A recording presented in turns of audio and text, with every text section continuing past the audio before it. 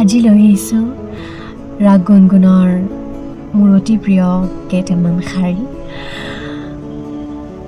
কিমান কষ্ট পালে মানুহৰ চকু পানী শুকাই যায়, দুখৰ সৈতে কিমান অভ্যস্ত হ'লে সুখ পালেহে আচৰিত হোৱা যায়,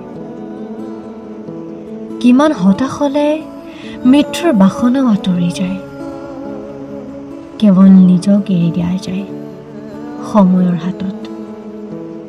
যেনেকৈ নিয়ে যলৈকে নিয়ে নি থাকোঁ। কিমান যন্ত্ৰণাত আচলতে ভাল লগা বেয়া লগাৰ অনুভৱ শেষ হৈ যায়। থাকে এখিনি মানুহ এনেকৈয়ে থাকে।